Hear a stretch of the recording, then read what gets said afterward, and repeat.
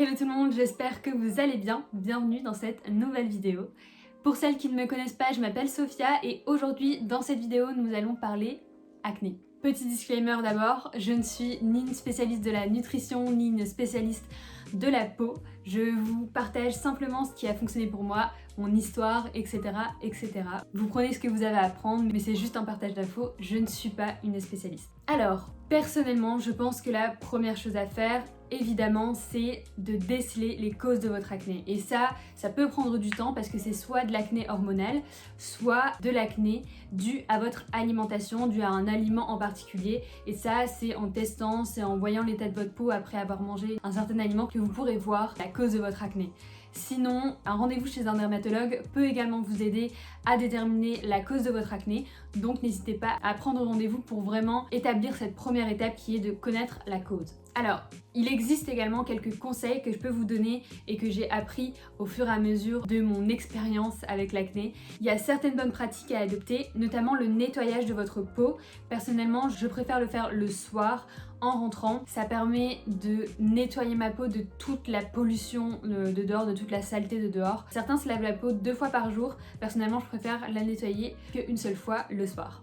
Deuxième conseil universel à tous les types d'acné, changez vos draps, pas seulement vos thés d'oreiller, vos draps au complet parce que quand on dort, on n'est pas seulement sur notre thé d'oreiller. Personnellement, j'ai ma couverture comme ça, je reste jamais statique quand je dors. Du coup, ne changez pas seulement que vos thés d'oreiller, changez vraiment tous vos draps au moins une fois par semaine. C'est hyper important puisque du coup, toute la semaine vous avez dormi sur une thé d'oreiller. Les bactéries se sont probablement un peu propagées, donc c'est bien de nettoyer et de dormir dans des draps et des thés d'oreiller propres. En parlant de thé d'oreiller, je teste depuis quelques temps la thé d'oreiller en satin ou soie. Et en fait, apparemment, ça permettrait de limiter la propagation des bactéries dues à l'acné sur votre coussin et ça permet de mieux aussi garder les produits que vous mettez sur votre peau. Plus si vous avez les cheveux frisés, ça vous évite de porter une charlotte et ça vous évitera également les frisottis, donc gardez vos boucles un petit peu plus longtemps. Mais c'est hors sujet. Autre conseil, boire beaucoup d'eau, minimum 2 litres par jour. J'étais un chameau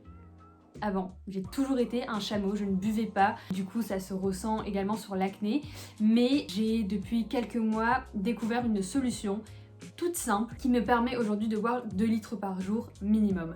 Et cette solution c'est ça, la paille. La paille me permet de boire beaucoup plus d'eau, donc ça c'est ce que j'utilise chez moi. Et ce genre de gourde qui est un peu plus facilement transportable, donc qui est toujours avec une paille. Et en fait ça me permet de boire vraiment minimum 2 litres d'eau par jour. Je vous le conseille. Celle-ci vient de chez Action, celle-ci vient de chez Primark, c'est pas la meilleure, je vous la conseille pas trop. Il doit en avoir d'autres sur Amazon, j'essaierai de vous trouver des liens que je vous mettrai dans la barre de description, mais vraiment game changer, ce genre de gourde avec des pailles, ça me permet vraiment de boire beaucoup plus d'eau et donc du coup bénéfique pour mon acné. Et dernier conseil un peu universel à tous les types d'acné, protégez votre peau du soleil. Donc mettre de la crème solaire vraiment tous les jours, c'est primordial, on l'entend partout, donc vous l'entendez aussi ici, mais je l'ai intégré du coup récemment. Enfin, il y a déjà quelques mois, mais je l'ai intégré à ma routine skincare. Je vais vous montrer le produit que j'utilise. Le produit que j'utilise, c'est de la marque Uriage, que j'adore. J'ai aussi le baume à lèvres qui est exceptionnel, c'est le meilleur. J'achète que lui depuis des années, tellement il est bien été comme hiver. Ça protège vraiment les lèvres, c'est incroyable. Elles sont toutes douces tout le temps. Et donc du coup c'est de la même marque et c'est la première crème solaire que j'ai aimé utiliser. Au début j'avais celle de SVR, mais dans la manière de mettre, en gros là c'est en pompe. Ce que je préfère parce que du coup je mets 3 pompes, une pompe pour les joues, une pompe pour le front, le nez et le menton et une pompe pour le cou parce qu'il faut pas oublier le cou. Et en gros ça permet d'atténuer vos taches d'acné, vos taches de pigmentation parce que le soleil peut être assez agressif et puis votre peau vieillira beaucoup mieux comme ça. Maintenant que j'ai terminé avec les conseils un peu universels que j'ai appris au fur et à mesure de mon expérience avec l'acné, je vais passer à ma petite story time. J'ai de l'acné depuis que je suis adolescente, donc ça doit faire plus de 10 ans. J'ai eu de l'acné à l'adolescence, j'ai de l'acné adulte et au début je me suis directement dit que c'était de l'acné hormonal. Je me suis pas posé plus de questions, je me suis dit que c'était de l'acné hormonal et puis que c'est tout, ça allait partir à l'âge adulte. Ce ce qui n'a pas été le cas, et donc j'ai commencé à un petit peu plus investiguer sur la cause de mon acné. J'ai testé la pilule qui n'a eu très peu, voire aucun effet sur mon acné, et en plus je me sentais pas forcément hyper à l'aise d'infliger ce genre de médicaments à mon corps, connaissant tous les effets secondaires qu'il peut y avoir. Pareil pour Roaccutane, on me l'a conseillé, on l'a fortement conseillé parce que j'ai un acné qui est sévère et cicatriciel. Du coup on m'a conseillé Roaccutane pour vraiment me débarrasser de mon acné et de mes cicatrices, mais c'était hors de question pour moi. Un traitement aussi violent, je voulais pas l'infliger à mon corps, je voulais traiter mon acné de manière beaucoup plus naturelle, même si ça mettait un petit peu plus de temps. Du coup, j'ai testé plusieurs choses et je dois vous dire que la période de ma vie durant laquelle ma peau était la plus belle, c'était je pense en 2017 quand j'avais banni tous les produits laitiers de mon alimentation. Tout. Crème fraîche, fromage surtout, yaourt, tout ce qui a du produit laitier dedans.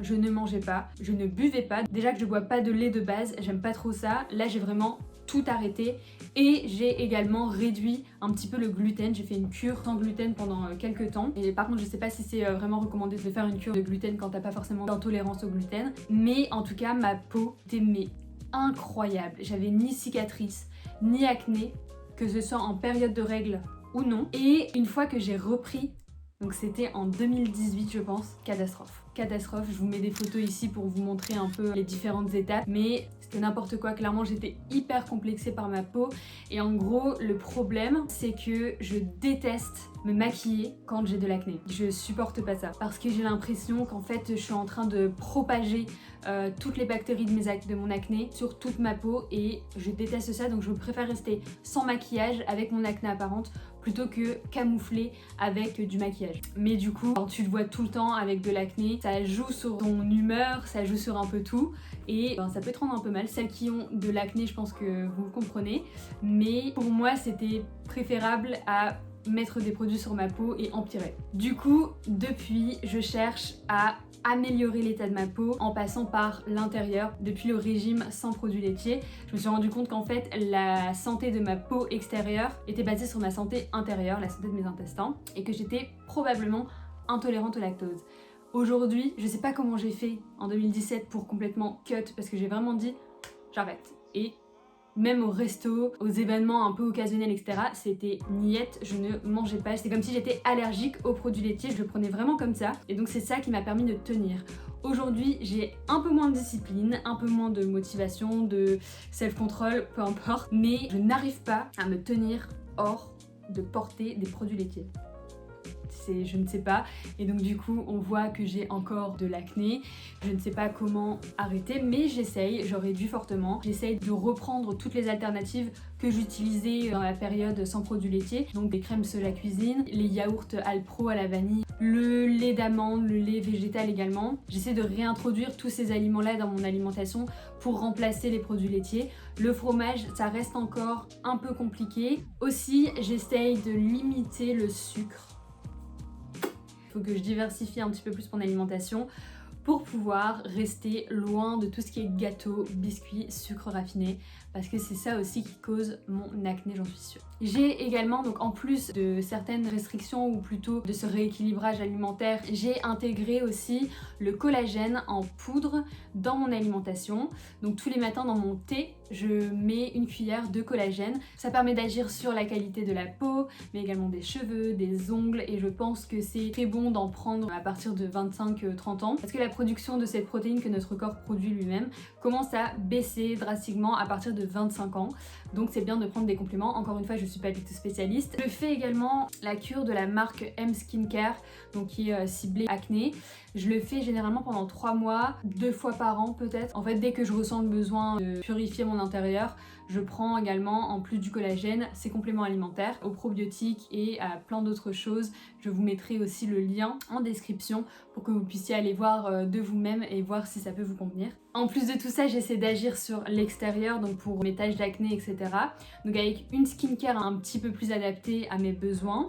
Alors, changement de décor, je vais vous montrer ma skincare routine.